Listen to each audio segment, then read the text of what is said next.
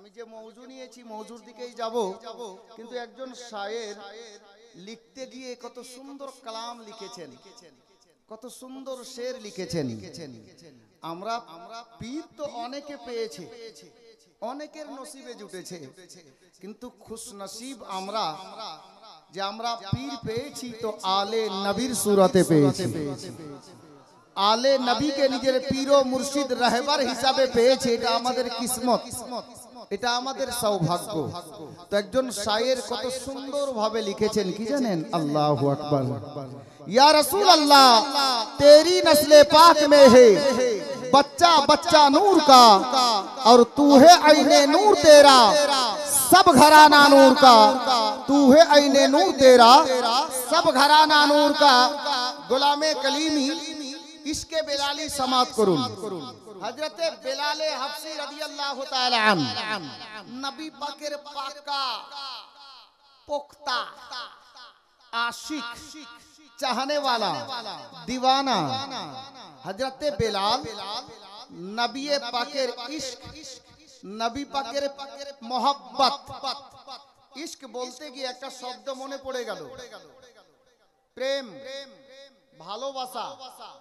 ভাই শোনো, প্রেম ভালোবাসা এর রাস্তা আলাদা, আর ইশক এর রাস্তা আলাদা। ইশক এর রাস্তা আলাদা।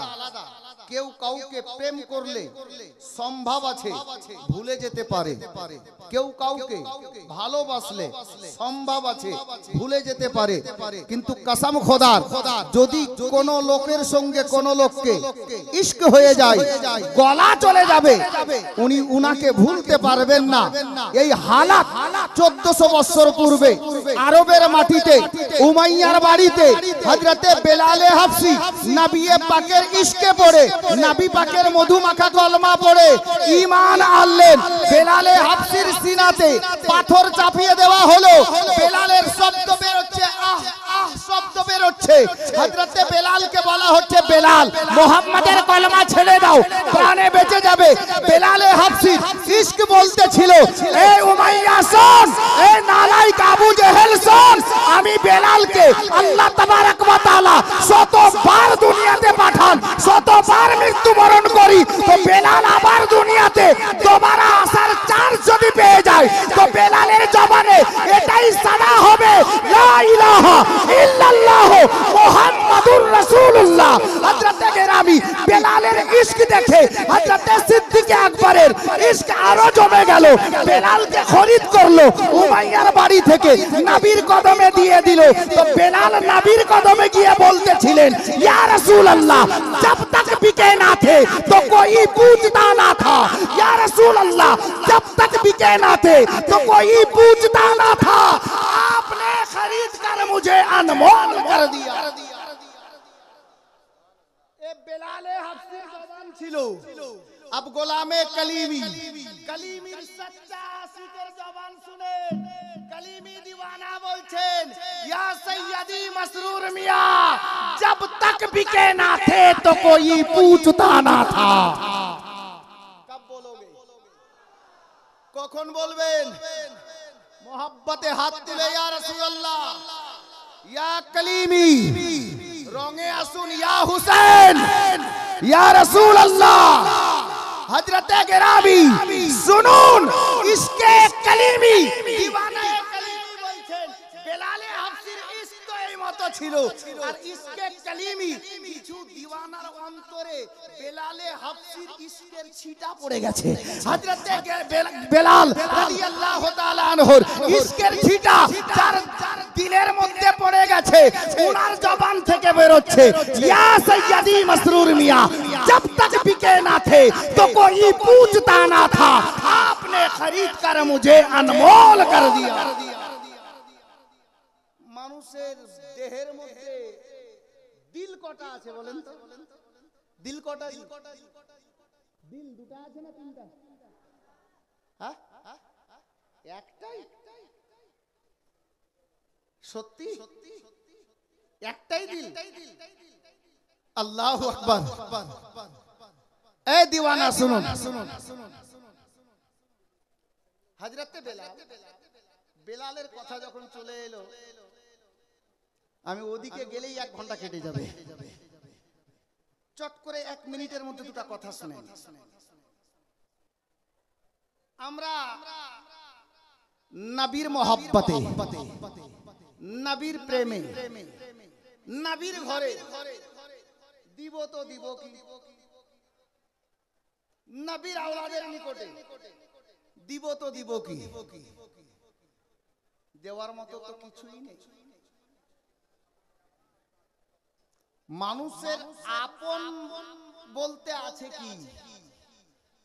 এই এদিকে তাকা, এদিকে তাকা।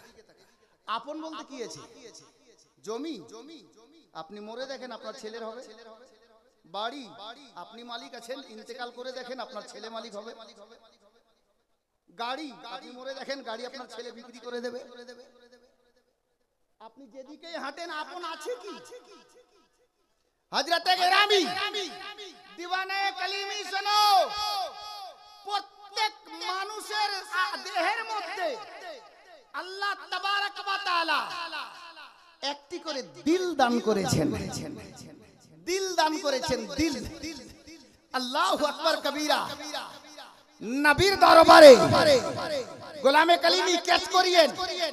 নবীর দরবারে হযরতে বেলাল নিজেকে তো বিক্রি হলেন, নবীর চৌখাটে আকাদ্দাসে বেলালের আপন জিনিস যেটা, যার নাম দিল বলা হয়েছে, হযরতে বেলাল নবীর কদমে দিল দান করে দিলেন, নজরানা পেশ করে দিলেন। তো বেলালের রুতবা এত বাড়লো, কিতাবে এসেছে বেলাল আজান না দিলে সকাল হতো না। বেলালের রুতবা আল্লাহ এত বাড়ালেন যে হযরতে বেলাল আজান না দিলে সকাল হতো না। হযরতে বেলালে হাবশী রাদিয়াল্লাহু তাআলা আনহু, আল্লাহু আকবার, ওই গোলামের নাম, নিজের দিলটাকেও নবীর কদমে নজরানা পেশ করেছেন। আমরা গোলামে কালিমি আমাদের আছেই বাকি, যে একটা দিল নিজের ছিল সৈয়দি মাসরুর মিয়ার হাওয়ালা করে দিয়েছি। ওনার কদমে আমরা নিজের দিল পেশ করে দিয়েছি।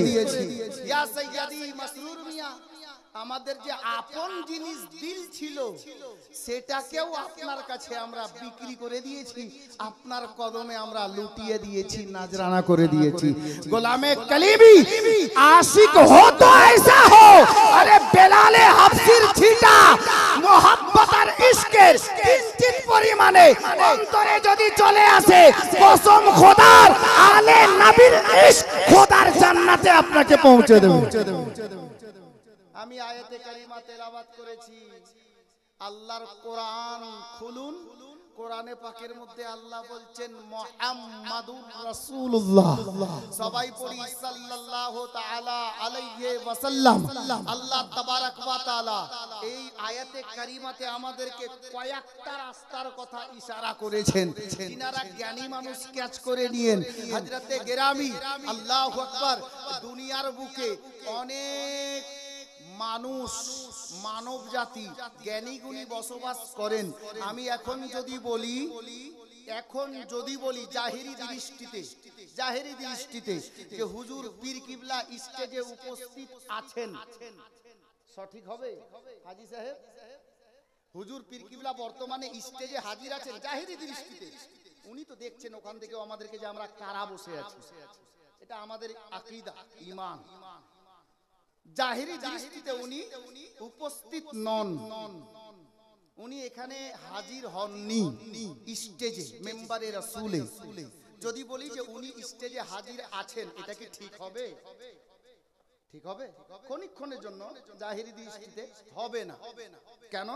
উনি নেই, উনি খানকায় আছেন, আরাম করছেন বা কোনো কাজে ব্যস্ত আছেন। যদি বলি যে হ্যাঁ উনি আসবেন, তাহলে ঠিক হবে, তাই না? আসবো হয়ে আছেন, আসবেন, তাহলে ঠিক হবে। এখন যদি বলি মাওলানা ওয়াফাজউদ্দিন সাহেব স্টেজে আছেন, ঠিক হবে না? এটা ঠিক হবে তো, যেহেতু আছেন। আপনারা শিক্ষিত মানুষ, আমাকে পড়াবেন এরকম অনেক লোক এখানে আছেন।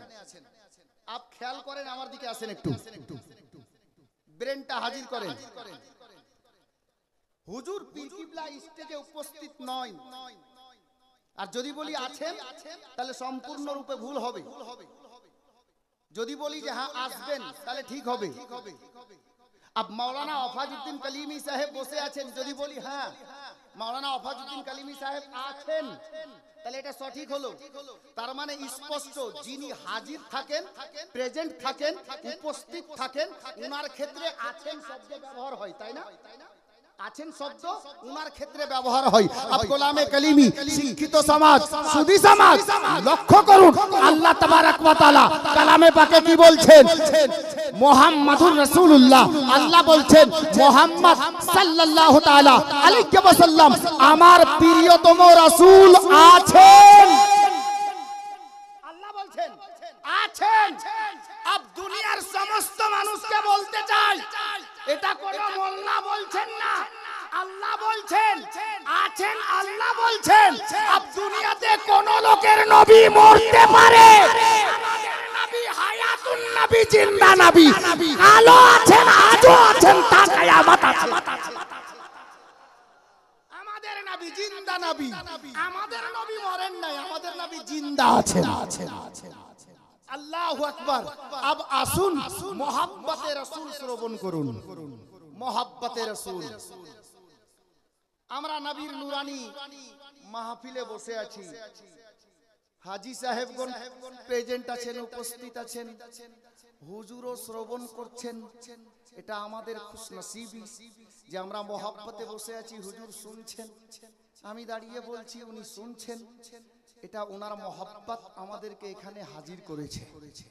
আপ চলুন মদিনার সরজমিনে, আমাদের নবী জিন্দা, তার প্রমাণ এ তো অহরহ আছে, অহরহ আছে। আতায়ে হিন্দাল ওলি হুজুর সৈয়দি খাজা মাসউদ মিয়া কালিমি, ইনশাআল্লাহ ওনার সামনে যাচ্ছি। আব আতায়ে রাসূলের দরবারে চলুন। 800 বছর আগের ওয়াকিয়া, নবী পাকের পর্দা করা কত কত কত বছর হলো? 1400 বছর প্লাস। 800 বছর আগে হুজুর খাজা গরিব নওয়াজ মদিনা মুনাওয়ারাতে পৌঁছালেন, হাজরি লাগালেন, নবীর দরবারে সালাম পেশ করলেন। তো নবী পাক কবরে আনোয়ার থেকে খাজা গরিব নওয়াজের সালামের জবাব দিলেন। জোরে বলুন সুবহানাল্লাহ। হযরতে গিরামি, আব একটু আগে চলুন। খাজা গরিব নওয়াজকে হিন্দুস্তানের রাজা বানিয়ে মদিনার তাজদার, আমেনার নয়ন তারা, বেসাহারার সাহারা, আব্দুল্লাহর লাখতে জিগার, আল্লাহ তাবারক ওয়া তাআলার প্রিয় পয়গম্বর, নবীদের সরদার, ইমামুল আম্বিয়া মদিনা থেকে সনদ দিয়ে হিন্দুস্তানের বাদশা বানিয়ে হিন্দুস্তান পাঠালেন। এখান থেকে স্পষ্ট নবী আমার জিন্দা আছেন। কবরে আনোয়ার থেকে ইন্তেকাল করার প্রায় 600 বছর হয়ে গেল। 500 বছর পরে 600 বছর রানিং ছিল। গরিব নওয়াজকে কবরে আনোয়ার থেকে হিন্দুস্তানের রাজা বানিয়ে হিন্দুস্তানে পাঠালেন। নবী পাকের ইন্তেকালের পরে মদিনা মুনাওয়ারাতে কাহাত সালি পড়লো। কাহাত সালিতে কি হয়েছিল? মদিনাতে বহুদিন ধরে বৃষ্টি হয়নি, পানির অভাব হয়েছে। আপনার কুয়ার মধ্যে পানির অভাব, কুয়ার মধ্যে পানি পাওয়া যাচ্ছে না, নলকূপ তো ছিলই না, ইনারাতে পানি পাওয়া যাচ্ছে না। প্রয়োজন মাফিক পানি না পাওয়াতে মানুষ পরেশানে পড়ে গেলেন। হযরতে গিরামি নবী পাকের বেশ কিছু সাহাবীগণ আল্লাহু আকবার কবীরা বা হায়াত বেঁচে ছিলেন, ওনারা কি করলেন? আল্লাহু আকবার, একটা মিটিং এ বসে গেলেন, আলোচনা করতে লাগলেন। সিদ্দিকে আকবর আছেন, হযরতে উমারে ফারুক আজম আছেন, ওসমানে গনি জিন্নুরাইন আছেন, মাওলা আলী শেরে খোদা আছেন। আল্লাহু আকবার, আরো অনেকে সাহাবীরা রয়েছেন। আলোচনায় বসলেন। হ্যাঁ গো, এখন করব তো করব কি, আমার নবী তো দুনিয়াতে নেই। আমরা জানি হাজী সাহেবগণ দেখে এসেছেন মদিনা মুনাওয়ারাতে মসজিদে নববীর বর্তমান 310 নম্বর গেটের বাইরে বাম হাতে একটি মসজিদ তৈরি করা আছে, যে মসজিদটির নাম হলো মসজিদে গামামা। আল্লাহু আকবার কবীরা। হাজী সাহেবদের মনে পড়ে যাবে মসজিদে গামামা। মসজিদে গামামা ওই জায়গাতে তৈরি করা আছে। আজ থেকে 1400 বছর পূর্বে মদিনা মুনাওয়ারাতে পানির অভাব হয়েছিল। নবী পাক বা হায়াত দুনিয়াতে বেঁচে ছিলেন। সাহাবীগণ আল্লাহর নবীর দরবারে আরজি পেশ করলেন। নবী পাক হুজরায়ে আয়েশা থেকে বেরোলেন, মসজিদে নববী শরীফ থেকে বেরোলেন।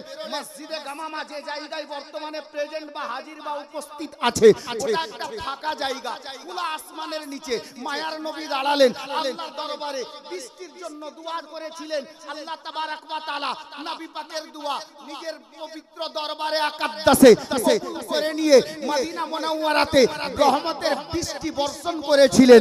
গোলামে কালিমি এই ঘটনা তো নবীর বাহায়াত থাকা অবস্থায় সাহাবীরা অনেকে দেখেছেন।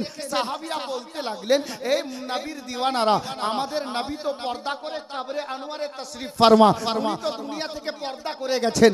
এখন পানির অভাব দেখা গেছে মদিনাতে, এখন করব তো করব কি? আমরা নবী পাককে তো আর দুনিয়াতে পাচ্ছি না।